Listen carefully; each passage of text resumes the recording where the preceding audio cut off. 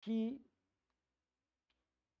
who's the Muslims and other people are safe from his tongue, meaning from what he says or she says, and from his hand, meaning from what he does or what she does.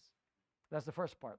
And the second part, al-muhajir, the immigrant, is he who actually refrains from doing what Allah subhanahu wa ta'ala has forbidden. And I thought of this hadith because this is the time of the year when we remember the hijrah of the Prophet alayhi salatu wasalam.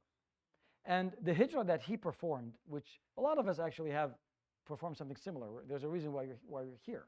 Whether you or your parents or grandparents, most probably we're not indigenous to this land. Most probably you came from some place. If you're first-hand immigrant, you feel this. You feel the what it feels like to actually be removed from where you were born and where you grew up, and you think this is where you live and die. That's it. And all of a sudden now you're in a completely different land with different language, and everything is different. People can relate to that. If you're born here, you probably won't relate to it as much. But if you have immigrated, then you will.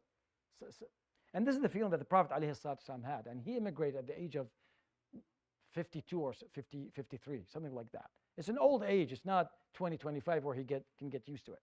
He's been living most 3/4 of his life in one area, and he was driven out of.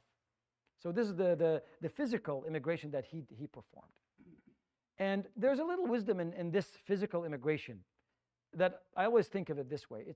It teaches you detachment, because we're not supposed to attach ourselves with this life, let alone with where you live and what you have and the things you own and things like that. So the physical immigration teaches you to detach yourself from what you thought that you will have forever, in quotes, to a place where you all of a sudden now you have less things. You need to rebuild your life. There's a wisdom there. But also this physical immigration, it was a status that few people had at the time. And after the conquering of Mecca, Fatah Mecca, that's it. This ended. The status, you and I won't get this status of the Muhajirin that the Muhajirin received. But Islam left the door open for a similar status. The Prophet ﷺ, this hadith says, if you want to become a true Muhajir, okay, physical immigration is one thing from Mecca to Medina. But also, muhajir man hajara su'a man hajara ma naha Allah anhu.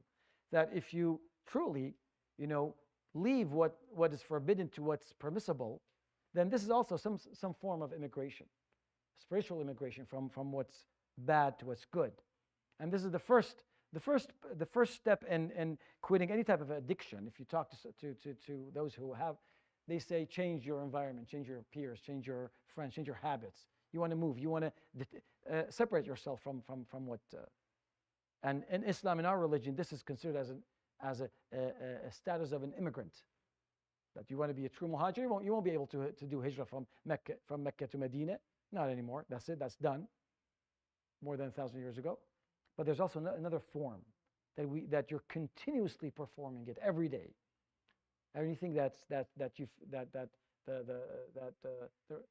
it's not permissible, then this is one thing you can immigrate from to something that's permissible. And I hope this was of benefit. يروي الإمام البخاري مسلم في صحيحهما بسند الصحيح في الحديث المتفق على صحته عن عبد الله بن عمرو بن العاص رضي الله تعالى عنه وأرضاه قال رسول الله صلى الله عليه وسلم المسلم من سلم المسلمون من لسانه ويده والمهاجر من هاجر ما نهى الله عنه وصلى